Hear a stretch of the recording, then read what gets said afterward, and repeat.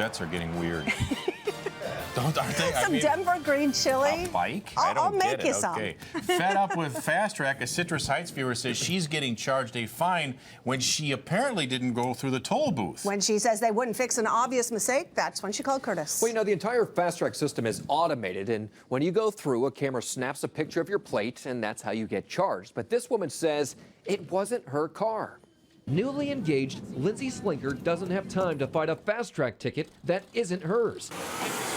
A $30 fine for blowing through the Benicia Bridge toll plaza without paying.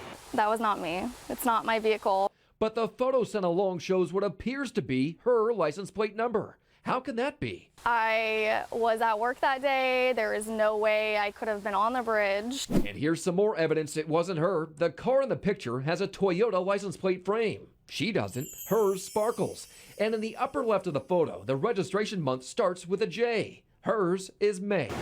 FasTrak rejected her appeal, just as they did in February on another toll evasion fine. Back then, they reduced the fine to just $5, and she felt it was easier just to pay it. But this time, she is not backing down. I'm at a dead end, and this is it. The system is reading this as an F. After we got involved, the Bay Area Toll Authority admits it was a mistake.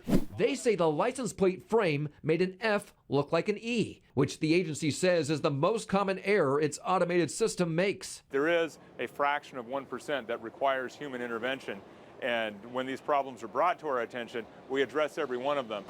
He couldn't explain why they didn't twice in Lindsay's case, but after we got involved, he wiped out her fine and agreed to refund the $5 she paid in February, clearing the way for Lindsay to focus on her wedding. It feels good to know that they actually do care and that they're willing to go back through and admit that they made a mistake.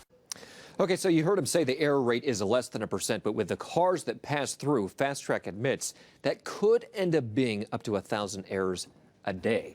We're told you can ask for your plates to be flagged, which has now happened for Lindsay, and that means if it pops up again, a human is going to go and take a look at it so she doesn't get any more of these fines. So why do they scan the plates? I thought FasTrak users have those transponders. Yeah, you know, if you have one of those transponders you go through, you normally hear a beep, but there are batteries in those transponders, and they only last so long, so they actually use the license plate, and the license plate is how they figure out who's going through there. And the other driver get off without paying? No. For a while they did, but now that driver has been debited, so that person has Gotcha. paid. I'll catch up to you. Yes, it does. All right, if you have something you want us to investigate, let us know about it. You call our hotline Monday through Friday at 916-374-1343, or you could always go to our website, cbssacramento.com, click on Call Curtis, and fill out our form.